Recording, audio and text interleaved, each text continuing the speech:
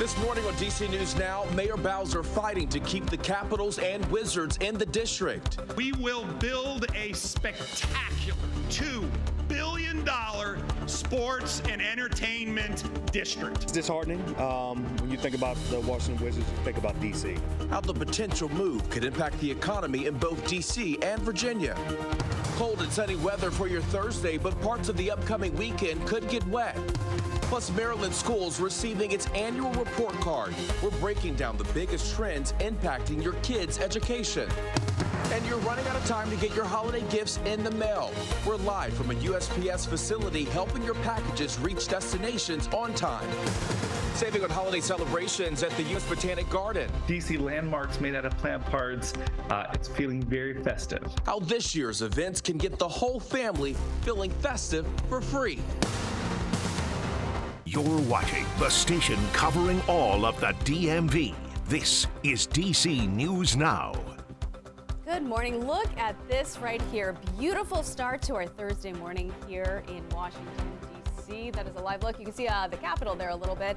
It is cold, though, but it is 7 o'clock. Good morning, and thanks for starting your day with us. I'm Tanaya Wright. Hey, good morning to you. I'm Corey James. Shanika, she's tracking the roads. We're going to check in with her in just a moment. Jackie's tracking the forecast, though, and yeah, definitely cold for folks who are heading out there this morning. Yeah, don't let that warm glow along the horizon fool you. I know. Yeah. It's deceiving. Exactly. We're tracking those temperatures on the colder side this morning, especially in comparison to yesterday morning. Many of us starting off in the 20s, especially in the suburbs at this hour. We're seeing that 23 degrees in Frederick. We're 27 right now in Leesburg. Colder, though, Manassas and Luray. We have dropped into the upper teens there. We're lower 30s, though, in D.C. At least we're just above the freezing mark in the district right now. Later on today, temperatures will vary into those low to mid 40s for much of the region under those mainly clear sun-filled skies. Tonight, falling back into those upper 20s to low 30s before we do warm things up just in time for your Friday. Friday, we're looking at high temperatures bouncing back into those 50s.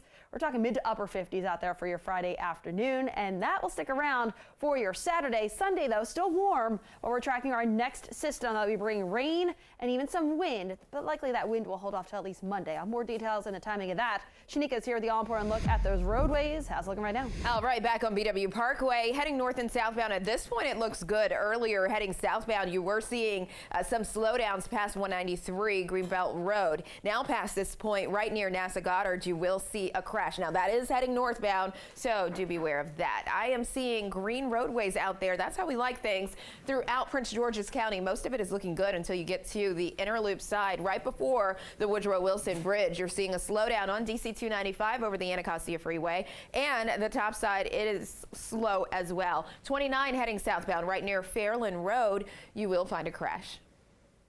All right, Shanika, thank you. Time right now at 7:02. We're following that breaking news out of Montgomery County where police are investigating a deadly crash in the Wheaton, Glenmont area. This happened around 10:15 last night. You see these pictures here.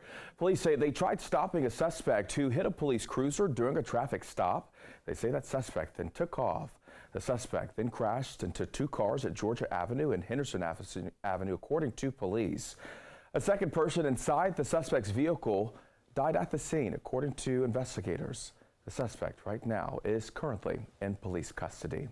All right, developing this morning, we are getting a closer look at the plan to move the Wizards and Capitals from D.C. to Alexandria. This is a tentative $2 billion deal that could reshape the region. It really could. Virginia lawmakers, including Governor Youngkin and Alexandria Mayor Justin Wilson, support the deal. And apparently it has been in the talks and works for months now, but it is not official. Our Lex Warris is live in Alexandria this morning where that massive development would go. Lex, good morning. Good morning, guys. That's right. The plan is to put that development right next to the Metro here over at the old rail yard that's right next to Potomac Yard. Now, before any of this moves forward, though, it's going to be up to the General Assembly and the City Council to also give their approval. As it stands, the neighborhood would house a new arena for the Capitals and Wizards with a separate space for a concert venue. The Monumental Sports eSports facility would also make the move across the river to the new development. And as construction continued, the plan includes replacing a current shopping center with residential, retail, hotel, and office space. Now, this is a big move in an already growing neighborhood that would turn the area into a major destination here in the DMV. Regardless of the support from state officials, the Alexandria mayor says it won't happen without community input. We're going to have numerous community meetings. We're going to engage with the community to make sure their voice is heard in this plan. If all of this goes as planned, we will still be a big part of the entire DMV. That is our goal. That is our commitment. The announcement on Wednesday seemed like a victory lap from Governor Youngkin and Leonsis, but it's far from official.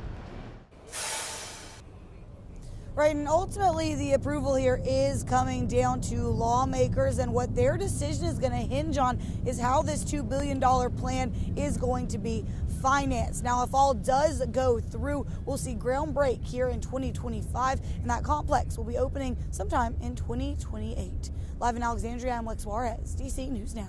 Thank you, Lex. Well, some people say they were blindsided by the announcement to move the teams to Alexandria. One group who you see here, Moms Against Monumental, say the money should go to schools instead of arenas. Others argue the deal is not economically wise for the area and plays into tax jurisdictions. Pushing back, and also the process. Like, there was no transparency. They just come in and drop this bomb on us. The idea that a stadium is some sort of magic fairy dust, point me to the economic activity that surrounds FedEx Field. Look at the situation that's happening in Chinatown right now. There's plenty of hockey games, plenty of basketball games, and businesses are leaving.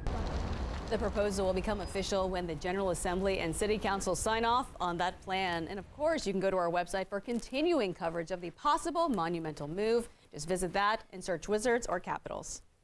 All right, time right now at 7:05 on this Thursday morning. Prince William County will soon be home to the largest data center hub in the world. The Board of Supervisors voted 4-3 to approve the Digital Gateway project. Leaders and neighbors debated during a public hearing for 26 hours that stretched into yesterday morning. The controversial plan will rezone more than 2,100 acres of land in the Gainesville area. Advocates are excited for this economic opportunity. The project could bring more than an estimated $400 million in tax revenue to the county each year. But critics, they have concerns about the environment and noise pollution. Some are threatening to take the decision to court. And Maryland State Police are searching for a suspect in a deadly hit and run that happened on 495. Officials say the victim was a tree trimmer working on the side of the highway. It happened near Georgia Avenue at about 10 o'clock yesterday morning. Officials say the victim, Eric Lewis, was hit by a Freightliner truck. Investigators believe the truck was hauling a flatbed with a forklift and has a missing front headlight. If you see a truck matching that description, you're asked to call police. And Prince George's County Police say a 4-year-old is dead after being involved in a car crash. This happened on Tuesday near the Glendale Boulevard and Daisy Lane area. Officials say that little girl was taken to the hospital where she died. The two drivers also taken to the hospital with serious injuries. The cause of that crash is under investigation. Today, the Prince George's County and Baltimore City State's attorneys are hosting a joint press briefing ahead of the 2024 legislative session. Now, this will take place at 10:45 in front of the governor's mansion in Annapolis. The two prosecutors say their jurisdictions face similar challenges with crime. Prince George's County State's Attorney Aisha Braveboy says one of her top priorities is expanding organized crime laws. Braveboy will lobby Maryland's General Assembly for this change.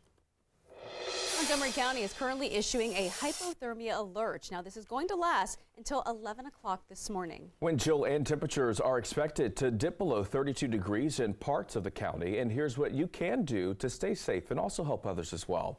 You can check on seniors that you might know. Health experts say they are susceptible to hypothermia. They also say keep an eye on children who are playing outside and also look out for people who are homeless, and you can direct them to nearby shelters. You should also not leave any animals outside in these conditions. And the first day of winter is just 1 week away, if you can believe that. FEMA is releasing a list of things that you should do as we head into the colder months. To prevent fires caused by heating your home, keep anything flammable at least 3 feet away from heat sources and avoid plugging space heaters into extension cords. Prepare for power outages. If you lose power, do not use a gas stove for heat. Stay safe during winter travel. Make sure your car is in good condition and make sure you have good winter tires and maintain a safe following distance from other cars. Also, keep emergency supplies on hand. Make sure you plan for specific needs as well. Consider what your day looks like to keep yourself safe and warm. Happening now, if you have not mailed those Christmas presents or cards, the window for getting them on time for Christmas is closing. That it is. USPS has been preparing for the holidays, especially this week, as we go into the final week to mail those packages. Our Tosin Fakile live at the Dulles Processing and Distribution Center this morning, where thousands and thousands of packages are processed. So Tosin, tell us, what do we need to know?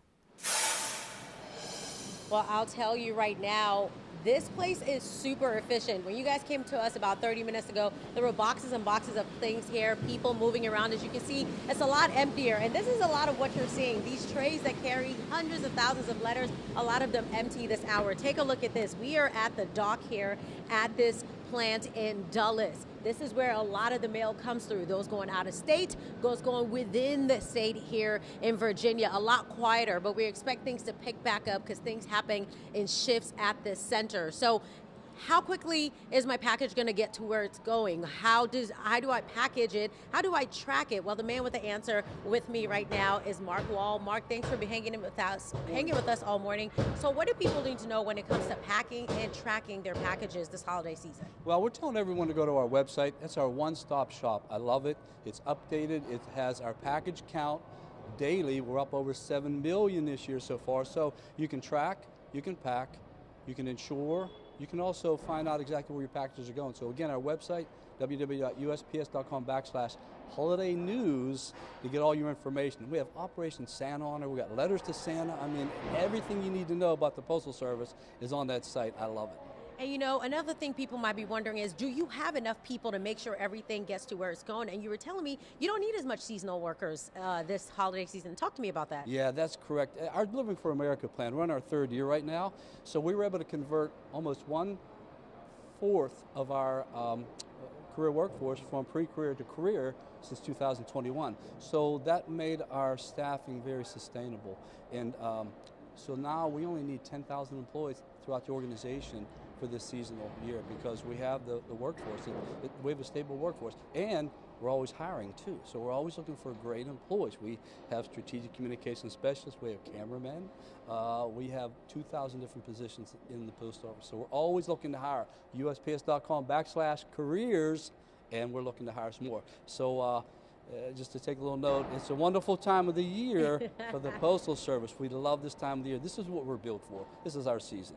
I love it, Mark. Thank you. So before I let you go, some important dates to remember. December 16th, Ground Advantage. That's when you need to mail things by. December 20th, Priority. December 21st, Priority Express. Remember those days. Make sure your packages get where they need to be. But for now, we're live in Dulles. I'm Tosin Fakile. Back to you, Corey and Tanaya.